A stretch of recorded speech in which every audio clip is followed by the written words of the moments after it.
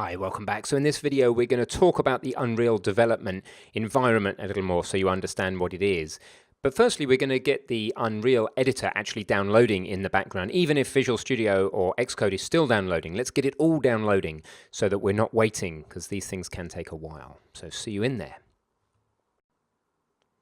So regardless of whether your Visual Studio has finished downloading or is still downloading, I want you to now go ahead and download Unreal Engine in the background as well, because that's going to take a while. Then we'll continue to talk about the whole system and the whole architecture while that's downloading. So what I want you to do is just type into into Google, get Unreal.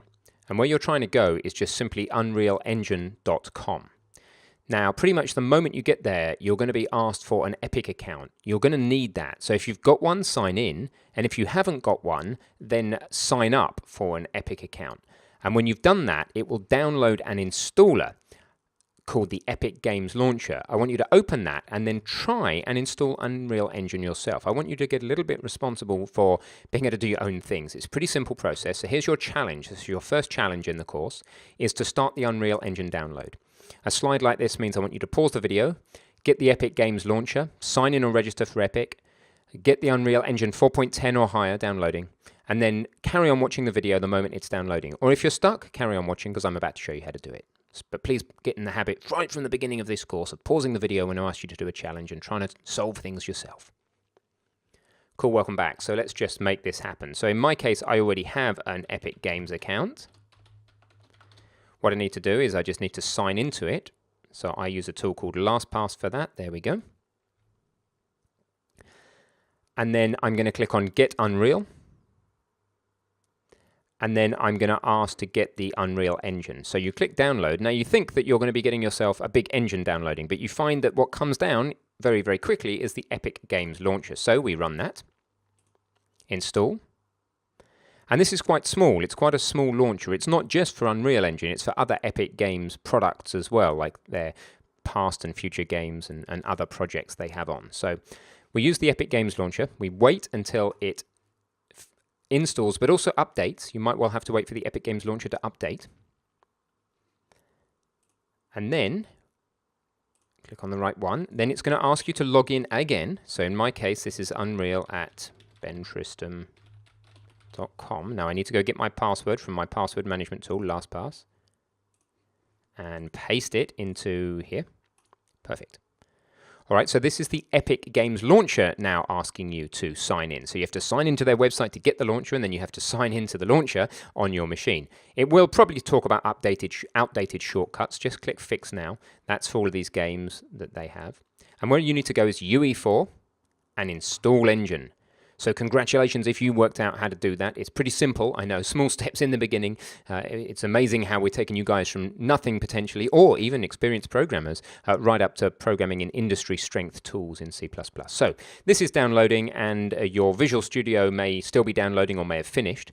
But regardless, there's a few things I want to talk about while we wait for this to download. So here we go. You've done this download challenge. Let's move on to the next slide. So here's an overview of the install time scale. So this is on an SSD with 100 megabit per second internet connection. There's a lot of text there, but basically Visual Studio is going to take an hour or so. Xcode is going to take 45 minutes or so. The Epic Games Launcher you just saw pretty quick. But then the Unreal Editor is going to take an hour or so. Handy conversion for you, just a bit of an extra to the course. If you were to use Wolfram Alpha, it will helpfully convert things for you. So Wolfram Alpha is a fantastic tool for doing calculations, and I'll make quite good use of it during the course. Because if you say things like 13 gigabytes at 10 megabits per second, it reiterates the assumptions about what you've said, which is cool, and then gives you really useful units here. So 2 hours 53. So that's a bit of a bonus and an aside for the course. You've got your things downloading. Let's talk a little bit more about the ecosystem. So, very bright. Wow, that didn't dazzle you. Unreal Engine runs on both Windows there and on macOS at the bottom right. So the engine itself will run on both. It will also run on other platforms, for instance, Linux, but you'll have to build your own engine, and we're not going to be covering that. But if you're a Linux guy, then you can probably handle it, I'm sure. So if you're on Windows, you're going to be using Visual Studio. You could use a different IDE or integrated development environment. You could even indeed write all your code in a text editor.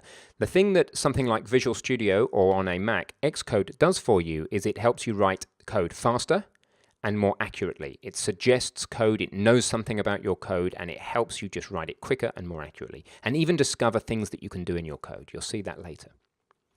And then those things, the common thing is the file system, right? So Visual Studio and Xcode write their compiled code, their processed code onto your file system for Unreal Engine to read. All right, so I just want to talk a little bit about Windows and macOS. So about 20% of you, I estimate, are using macOS. I've got a Mac, I'm very keen on the Mac, but I am doing this whole thing on the Windows. Let me explain why. macOS forces you really to use Xcode. There are other tools, but Xcode is the standard. You can't refactor on Xcode. That means you can't refactor C++. Refactoring means renaming, basically. And one of the most important things in computer science is renaming. In fact, somebody said all problems in computer science come down to renaming and cache coherency, which we'll understand later. But you can't refactor properly in Xcode. And that's a nightmare when we're learning, because we really want to be able to rename things quickly. But, you know, there are ways you can find and replace. You can manually go through. The other thing about using macOS is the Oculus SDK isn't supported, the software development kit for the Oculus Rift VR headset, and Macs don't meet the Oculus Min spec at the moment, unless you're running a naughty Hackintosh. So you could, in the middle column here, run a Windows virtual machine on a Mac, and that's fine. You can then use Xcode, you can do your refactoring. You can run the Oculus SDK, but it might be a bit slow, but you probably still won't meet the Oculus Min spec. And finally, the best choice really is to get Windows, and then everything is green. Whether you meet the Oculus Min spec depends on your graphics card mainly. Look at their website for the details, but it's a GTX 970 as the minimum. Don't worry about that now, that's much later in the course. So choosing your operating system, I would suggest the best choice is a Windows running on a PC or a Mac. PC is the very top choice because of the performance. Second choice would be Mac using Xcode, and the third choice would be something else, Linux or some other integrated development environment, or even a text editor, which we won't be supporting or covering. But if you know what all that means, you'll know what I'm talking about, and you'll be doing it anyway because you're stubborn. See lecture resources for further reading. So against the Udemy lectures, there are resources with clickable links. Take a look at those because there's some further reading. So that's all I want to cover in this video. In the next video, we're going to check on the progress of our IDE download, and hopefully it's nearly there and we can get it installed and running and write our first C++ code. See you soon, guys.